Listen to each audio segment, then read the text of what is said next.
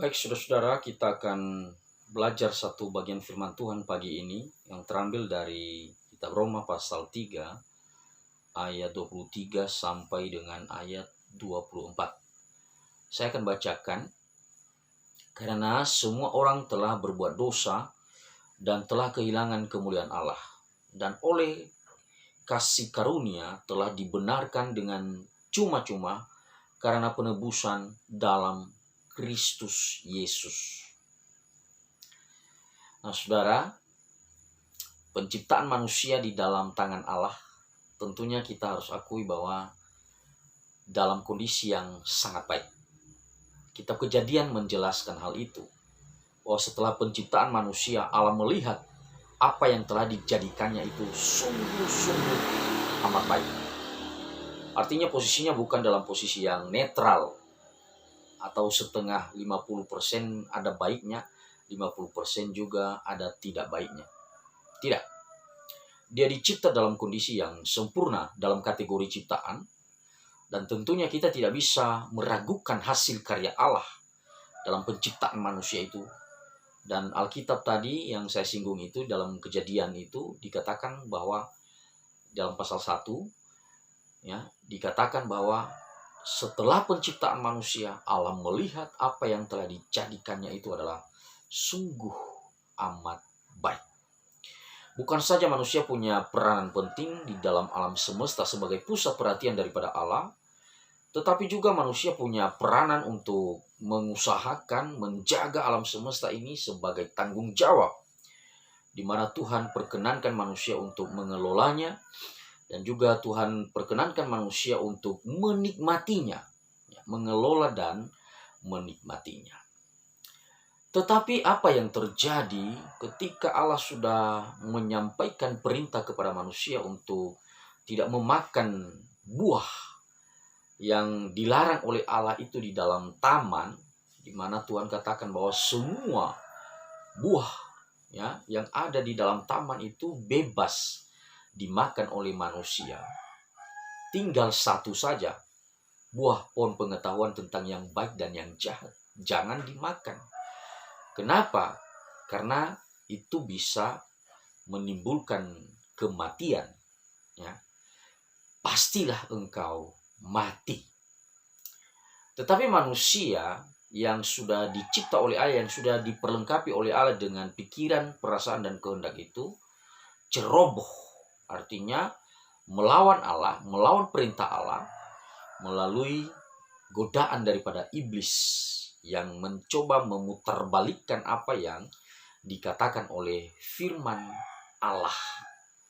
Dan itu dimulai dari peluang yang dilakukan oleh manusia dengan memberi ruang bagi iblis untuk menyampaikan idenya tentang bagaimana iblis menggoda si perempuan untuk memakan buah itu, dan akhirnya itu awal daripada terjadinya dosa, pelanggaran atau perlawanan, pemberontakan kepada Tuhan.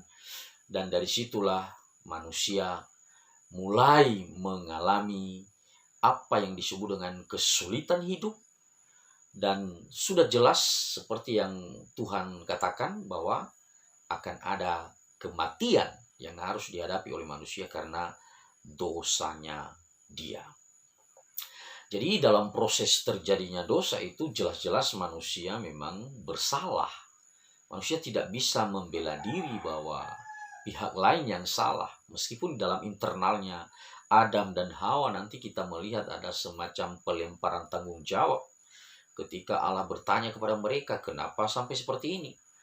Tetapi kita melihat kondisi umumnya adalah bahwa manusia setelah jatuh di dalam dosa, manusia itu mengalami kesulitan, kesusahan di dalam menjalani hidupnya, dan yang lebih parahnya adalah dia dinanti oleh satu momen, yaitu terjadinya kematian di dalam hidupnya, atau dia mengalami kematian karena upah daripada dosa itu adalah kematian, karena Allah sudah memberikan pernyataan itu sebelum mereka jatuh di dalam dosa.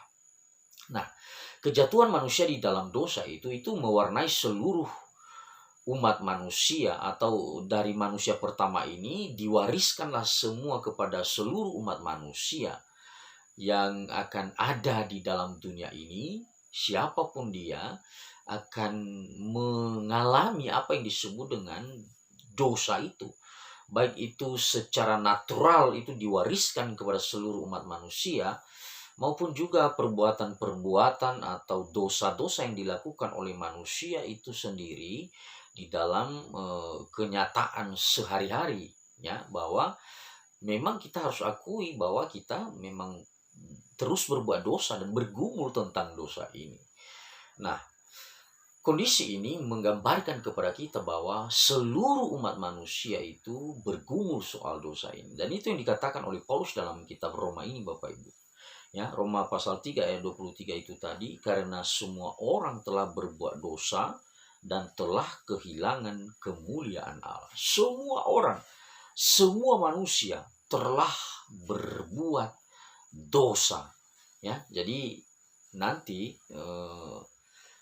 itu di pembahasan berikutnya nanti, ya, Yesus satu-satunya yang tidak berdosa, yang disebut juga karena Yesus juga disebut sebagai manusia, ya, tapi Yesus adalah manusia yang tidak berdosa, ya, manusia yang tidak berdosa. Karena kita akui bahwa Yesus itu dia adalah Allah, sungguh-sungguh Allah, dan Yesus adalah sungguh-sungguh juga adalah manusia. Jadi ada dua natur yang ada di dalam dirinya, dan dia bukan seperti manusia pada umumnya karena dia adalah manusia yang sejati, ya. Makanya Adam itu sebelum kejatuhan dia disandingkan dengan Kristus karena dua manusia inilah yang disebut dengan manusia sejati. Adam sebelum jatuh dalam dosa disebut sebagai manusia yang sejati, dan Kristuslah nanti yang akan memulihkan. Ya, karena Adam sudah gagal jatuh dalam dosa, maka Kristuslah yang akan memulihkan kondisi itu. Kristus disebut sebagai manusia yang sejati. Nah, saudara-saudara, soal dosa ini semua orang tidak bisa membebaskan diri dari kuasa dosa ini. Kenapa? Karena memang di dalam diri kita, Paulus akui itu di dalam surat Roma ini. Nanti kalau kita baca di dalam pasal-pasal selanjutnya, pasal 5, pasal 6, pasal 7, Paulus jelaskan di situ keberadaannya bahwa dia sendiri mengakui bahwa dia tidak bisa terbebas dari dosa. Kenapa? Karena setiap hari dia bergumul tentang itu. Nah, saya kira ini adalah kondisi yang tepat seperti yang digambarkan oleh Daud atau penulis Mazmur pasal 40. Mari kita buka Mazmur pasal 40. Di situ dikatakan di dalam ayat yang kedua atau ayat yang ketiga, ya, ayat ketiga saya baca, ia mengangkat aku dari lubang kebinasaan, dari lumpur rawa. Ia menempatkan kakiku di atas bukit batu, menetapkan langkahku. Jadi ada satu penggambaran yang ditulis oleh Daud dalam bagian ini. Dia menjelaskan kondisi kita yang berdosa itu seperti di dalam lubang kebinasaan, seperti di dalam lumpur rawa. Lubang kebinasaan itu maksudnya ada gambarannya itu, ya, lubang yang di dalamnya itu udah pasti ketika kita masuk dalam lubang itu resikonya pasti kematian, kebinasaan. Lubang yang begitu mencekam, lubang yang memberikan kita jaminan tentang kematian, jaminan bahwa maut ada di situ. Dan di ayat yang sama juga dijelaskan oleh Daud itu seperti orang masuk dalam lumpur rawa. Lumpur rawa itu, saudara, mungkin ada orang yang pernah atau saudara-saudara yang pernah menonton satu film, itu film Apokalips itu yang dibuat di daratan Amerika Latin. Nah, itu ada film tentang bagaimana seorang perjuangan anak muda yang dikejar-kejar oleh musuh, dan ketika dia jatuh di dalam lumpur rawa itu dengan tiba-tiba, ya, dia jatuh dalam lumpur rawa, dan kita melihat di situ kondisinya cukup menyeramkan. Kenapa? Rupanya lumpur rawa itu adalah lumpur yang bergerak.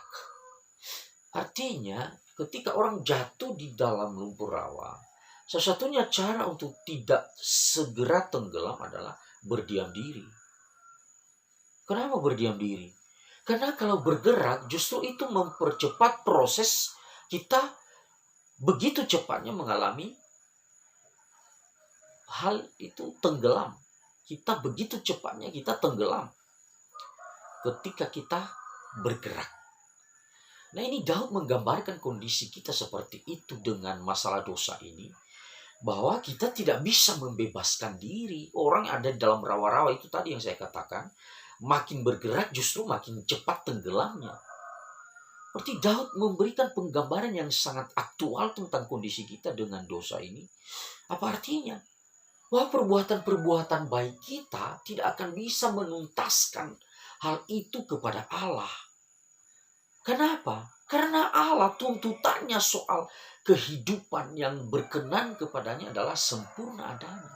Kita harus sempurna. Lah siapa yang sempurna? Siapa yang bisa sempurna di dalam menjalankan seluruh perintah Allah? Nggak ada. Makanya Paulus berani katakan, aku berjuang. Itulah yang aku kerjakan, maunya yang terbaik setiap saat. Tetapi apa faktanya? Saya justru jatuh terus dalam dosa.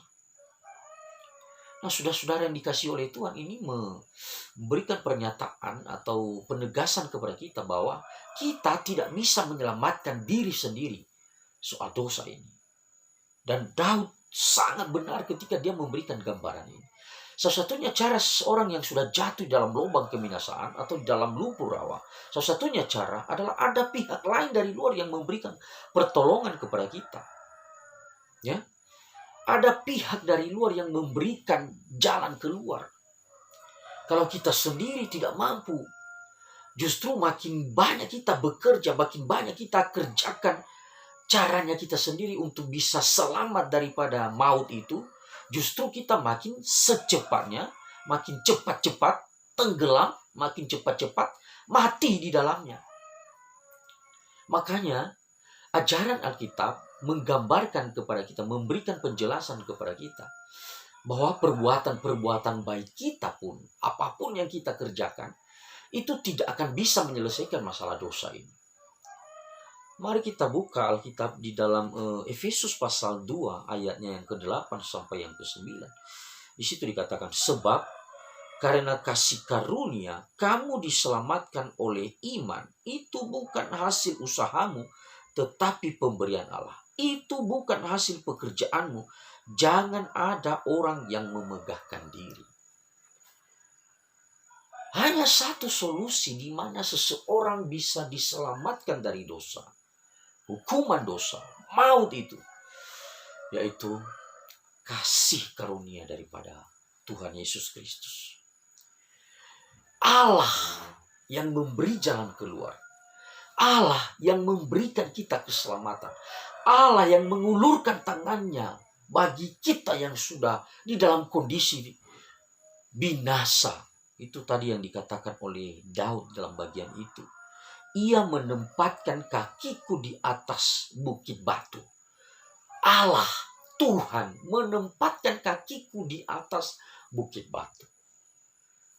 Ya, jadi saudara-saudara yang dikasihi oleh Tuhan, Daud dalam bagian ini mengakui bahwa dia tidak bisa menyelamatkan dirinya. Kecuali satu cara. Allah yang memberikan jalan keselamatan. Nah, di beberapa agama-agama yang ada di dalam dunia ini, saudara harus melihat dengan jeli bahwa konsepnya semua hampir sama. Agama-agama yang ada, kecuali kekristenan, ya, kecuali ajaran Alkitab.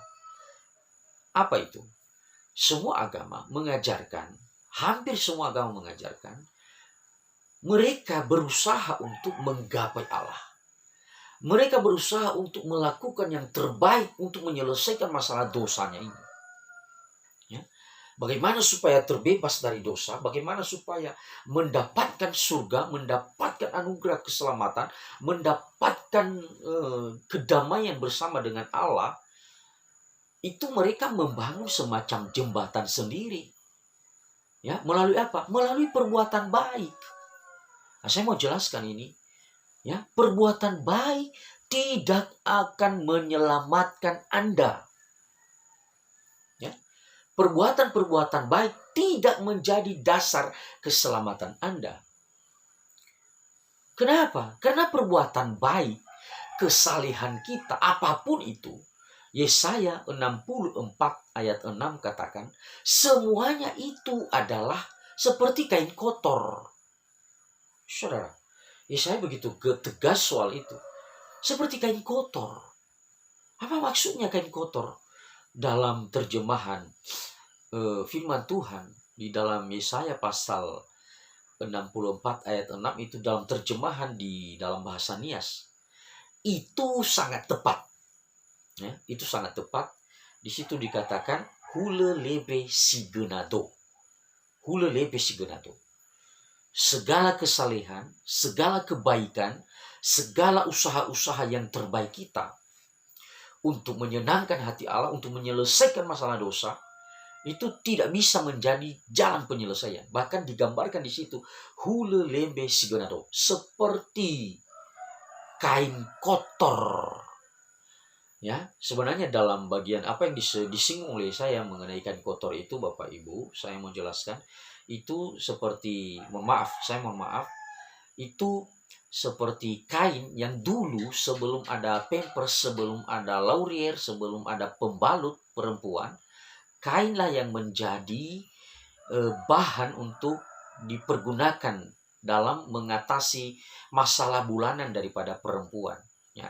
Nah, kain itulah yang disebut oleh Yesaya di dalam bagian Yesaya pasal 64 ayat 6 itu. Kain kotor itu yang dimaksudnya. Yang dimaksudkannya itu kain kotor yang seperti itu. Kain kotor yang tidak boleh tampak sebenarnya itu. Kalau boleh itu kain itu jangan sampai dinampak oleh orang atau ketahuan sama orang, itu disembunyikan. Kenapa? Itu tidak layak dan itu adalah kotor adanya. Nah, Yesaya mengungkapkan kesalehanmu, kebaikanmu, apapun yang engkau kerjakan itu di mata Allah itu seperti kain kotor. Ya. Artinya tidak bisa menyelamatkan, tidak bisa menyenangkan hati Allah apapun yang kita kerjakan. Kenapa? Karena kita berdosa. Ada dosa yang terus kita gumuli dalam hidup ini. Ya. Jadi sebaik apapun kita kebaikan-kebaikan kita itu tetap tercemar. Oleh karena apa? Oleh karena ada dosa. Itu dalam Evangelism Explosion itu ada gambaran yang sangat baik ya tentang keberadaan kita soal menghadapi dosa ini, memahami tentang dosa ini. Ya, dikatakan di situ kalau misalnya ada telur yang baik, 9 telur yang baik, lalu 1 yang jelek atau yang busuk bercampur dengan yang 9, itu tidak bisa disajikan bagi tamu, ya, tidak bisa disajikan sebagai menu atau sebagai lauk bagi orang. Ya, meskipun yang 9 itu baik, 1 saja yang rusak, yang busuk, itu bisa mencemarkan semua yang baik. Mau 100 ya telur baik, ketika bercampur dengan 1 telur yang busuk, itu tetap tidak layak disajikan. Mau 1000 telur yang baik, 1 saja yang busuk, tetap tidak bisa disajikan.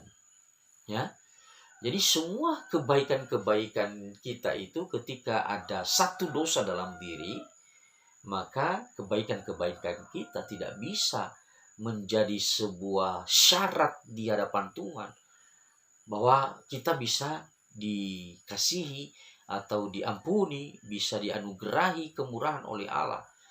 Kenapa? Karena tuntutan daripada Allah soal itu adalah sempurna. Engkau harus sempurna karena aku sempurna. Itu kata firman Tuhan. Lalu apa solusi dari kenyataan itu?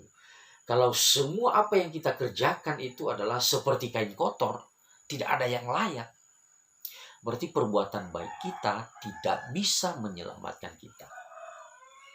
Satu-satunya cara Anda, saudara dan saya diselamatkan oleh Tuhan, yaitu hanya melalui anugerah Allah.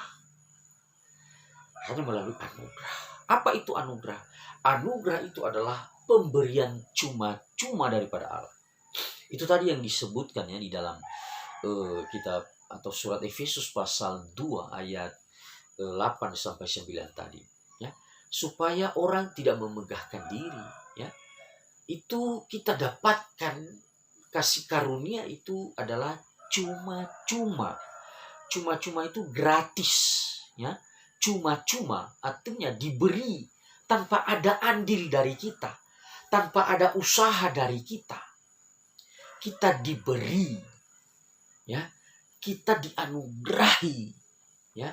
Kita dicuma-cumain, ya, diberi secara cuma-cuma. Artinya semua dikerjakan dari pihak Allah, Bapak, Ibu, dan Saudara. Ya, jadi tidak ada hal di mana kita bisa mampu untuk mendapatkan atau bisa menggapai apa standar Allah dari usahanya kita sendiri. Tidak akan bisa. Tetapi satu-satunya cara yaitu kemurahan Allah ketika Dia mengutus anaknya yang tunggal ke dalam dunia ini, memberikan kita penebusan, memberikan kita pengampunan, memberikan kita anugerah untuk kita bisa menikmati kehidupan kekal bersama dengan Tuhan. Kita dipindahkan dari kegelapan, dibawa ke dalam terang Tuhan. Maka dengan demikian, orang yang sudah ada atau sudah menerima anugerah keselamatan ini di dalam Tuhan Yesus Kristus, orang itu tidak akan menggampangkan dosa. Orang itu akan terus berjuang melawan dosa. Orang itu akan menghindari dosa. Kenapa?